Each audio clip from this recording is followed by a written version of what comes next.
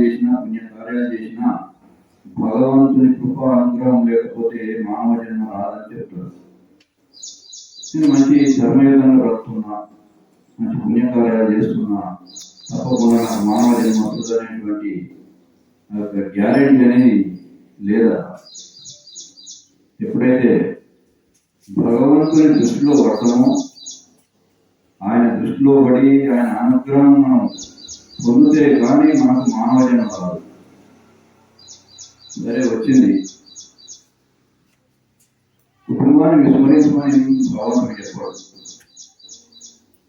కుటుంబంతో పాటు భగవంతుని స్మరణ, భగవద్భక్తి, ఆయనకు సంబంధించిన ఏది కార్యాలలో భజనమే కానీ, ప్రసన్నమే కానీ, దేవాలయ సందర్శనే కానీ ఇత్యాది ఏదైతే ఉన్నాయో భగవంతునికి సంబంధించిన కార్యాలలో మనం పాల్గొంచుకోవాలి.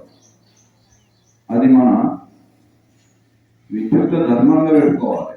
ఏ విధంగానైతే కుటుంబాన్ని విస్మరించుకుని ఎవరు చెప్పారు, గృహస్థు జీవితాన్ని గడపాల్సిందే, ఆ గృహస్థు ధర్మాన్ని మనం నిర్వర్తించాల్సిందే. దానితో పాటు ఈ భగవత్ చింతన, భగవంతుని సంబంధించినటువంటి కార్యాలలో కూడా పాల్గొంది. ఒకవేళ మనకి ఈ యొక్క భగవంతుని కార్యాలలో పాల్గొనకపోతే మన జీవితం, మనకి ఇచ్చినటువంటి మానవ జీవితం వ్యర్థం. మళ్ళీ మన మానవ జీవితం వస్తుందనేటువంటి ఆశ కూడా లేదు. ఎందుకంటే మనకు పలుమార్లు ఈ మానవ జన్మ అవకాశం ఇవ్వడు. 84 లక్షల ఒక అవకాశమే ఇస్తాడు.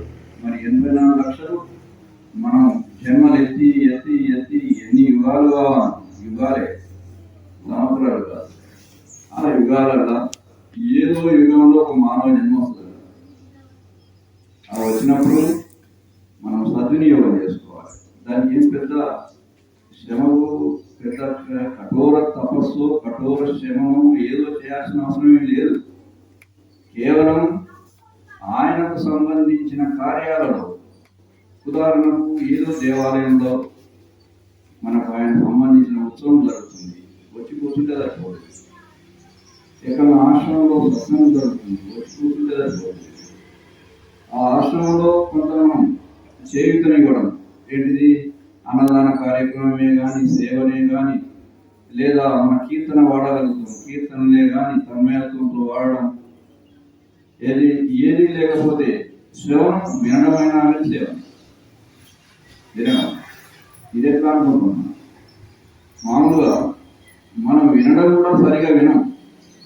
మన మనసు ఎక్కడో ఉంటుంది, ఏదో శబ్దం వింటాం కానీ ఆ యొక్క కీర్తనలో ఉన్న అర్థాన్ని విని అనుభవం తెచ్చుకోవడం, పులకాంకితులను కావడం, మంచి ప్రేరణ గురి కావడం, ఆ నామస్వరంలో జీవించడం, ఆ ధ్యానంలో జీవించడం, ఇది మనం అందరితో సహకరించడం. మన తోటిని మనకే ఉంటుంది, అది కాకుండా మన తోటి వారితో సహకరించడం. ఇది మనం వినడంలో, శ్రవణంలో ఉన్నటువంటి ఏది మన యొక్క సహకారం. విన్నా కానీ మనకు ఆ యొక్క భగవంతుని కృప, ఆయన దృష్టి మనపై పడుతుంది. అది మనం గ్రహించాలి. సాధ్యమైనంత వరకు మనం పెట్టుకునేటువంటి సత్సంగంలో 2-3 గంటలే ఉంటుంది మనకు. ఆ 2-3 గంటలలో ఎన్నో కార్యక్రమాలు, పారాయణం, ధ్యానం, కీర్తన, మహాత్ముల సందేశాలు ఇవన్నీ ఉంటున్నాయి. ఈ 2-3 గంటలలో కనీసం